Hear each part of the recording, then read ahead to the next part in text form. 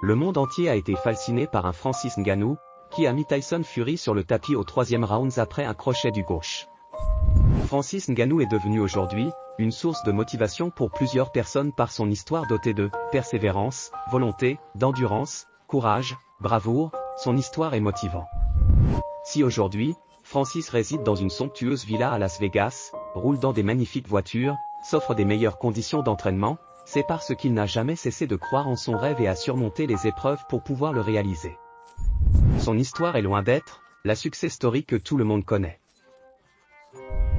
Parti du Cameroun en étant bien décidé à rejoindre l'Europe à pied, le Camerounais Francis Ngannou n'a pas manqué d'essuyer des échecs. À 6 reprises il a été arrêté et jeté dans le désert d'où il allait mourir. 6 fois il n'a pas baissé les bras et a retenté la traversée. Aujourd'hui cet homme est champion du monde des poids lourds de l'UFC. Né à Bassié dans l'ouest du Cameroun en 1986, Francis est élevé dans l'extrême pauvreté, surtout après le divorce de ses parents. Il passe par autant de difficultés financières, il est contraint de travailler dès l'âge de 10 ans, dans une mine de sable située dans sa ville natale pour subvenir aux besoins de ses proches et pour acheter ses fournitures scolaires dans des conditions extrêmement difficiles. Il vit alors chez sa grand-mère d'où il a été d'école en école sans jamais pouvoir s'intégrer avec ses camarades de classe et manquait de stylos et de cahiers. Il lui arrivait même parfois de se rendre à son établissement scolaire sans chaussures. À l'âge de 22 ans il a décidé de prendre son destin en main, en se rendant à la capitale du Cameroun, Douala, aujourd'hui capitale économique pour faire de la boxe, car son rêve était de devenir un grand boxeur. Cependant ses rêves sont très vite dénigrés par tous ceux qu'il rencontre, cela a été pour Francis une motivation supplémentaire pour réussir. Malheureusement la tâche ne fut pas aussi simple. Lors de son premier combat, il s'est fait battre par ses adversaires qui étaient bien plus expérimentés et rapides que lui. Sa vie est alors très loin de ressembler à la success story que tout le monde connaît. Néanmoins si un tel embarras aurait suffi à faire perdre espoir à n'importe quelle personne, Francis lui n'a jamais baissé les bras. Atteint d'hépatite B à l'âge de 25 ans et n'ayant pas les moyens pour se faire soigner, il décide donc de retourner dans son village pour se soigner sans pour autant oublier son rêve de devenir champion de boxe. Et c'est avec cette idée qu'il choisit de tout plaquer pour ce sport, y compris sa famille.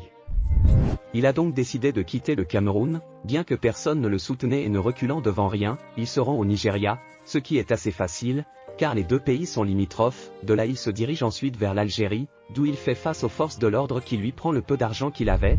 Francis Ngannou doit traverser le désert du Sahara, une expérience terrible qu'il n'oubliera jamais.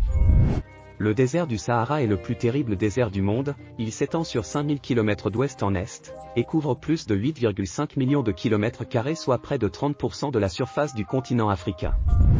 Cela ne l'effraie pas, il est bien décidé à le traverser pour accomplir son rêve, alors qu'il n'a pas assez d'eau pour tenir, car les passeurs limitent la quantité d'eau que chacun peut transporter.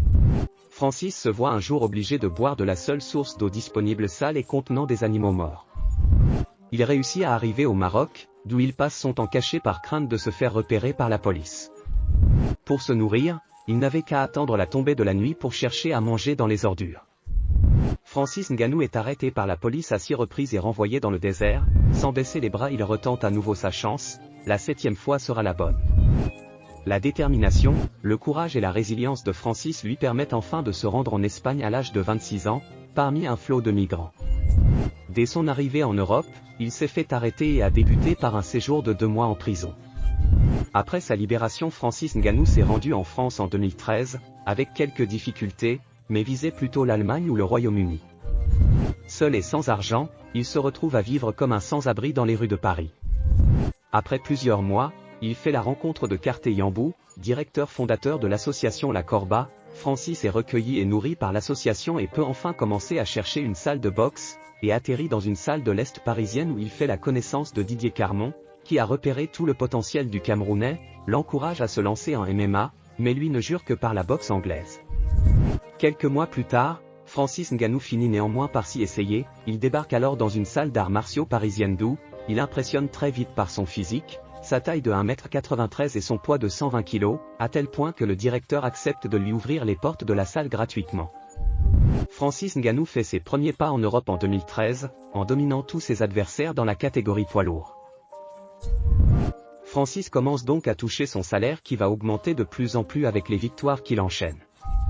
En décembre 2017, il met KO le néerlandais Alistair Overeem d'un uppercut devenu légendaire.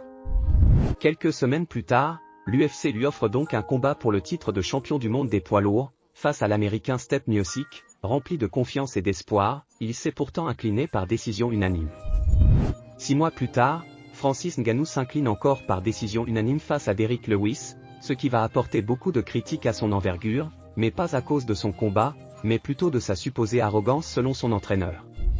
Très vite dans les oubliettes, Francis Ngannou a rejoint l'écurie Extreme Couture d'où il a rapidement repris une ascension fulgurante et depuis il n'a perdu aucun combat. Le lion indomptable enchaîne des victoires fascinantes au bout de quelques secondes, ce qui le pousse donc à prendre sa revanche contre Stipe le 27 mars dernier. Il dominait déjà dans le premier round, le combat s'en est alors suivi une série de coups avant un dernier qui s'est avéré foudroyant mettant le tenant du titre au sol. Francis Ngannou devient donc le nouveau champion du monde poids lourd de l'UFC. Une satisfaction qu'il n'a pas manqué d'exprimer. Aujourd'hui le champion Francis Ngannou, bien que célèbre à travers le monde, n'a jamais oublié ses racines. Lui qui a gagné plus de 750 000 $ lors de son dernier combat, a ouvert une salle de sport, a bâti son village natal pour que les jeunes puissent s'entraîner gratuitement. Le but de sa fondation au Cameroun n'est pas seulement une question de sport déclare-t-il, c'est pour aider les enfants à croire en leurs rêves et avoir un but dans la vie. Le Camerounais âgé de 34 ans, vit désormais de son sport à Las Vegas, réside dans une somptueuse villa, roule dans des voitures les plus magnifiques, et dispose actuellement des meilleures et excellentes conditions d'entraînement. Il a réussi après tout, il est désormais un exemple pour tous ceux-là, qui voudraient réaliser leurs rêves. C'est la fin de cette vidéo, dites en commentaire ce que vous pensez de l'histoire de Francis Ngannou.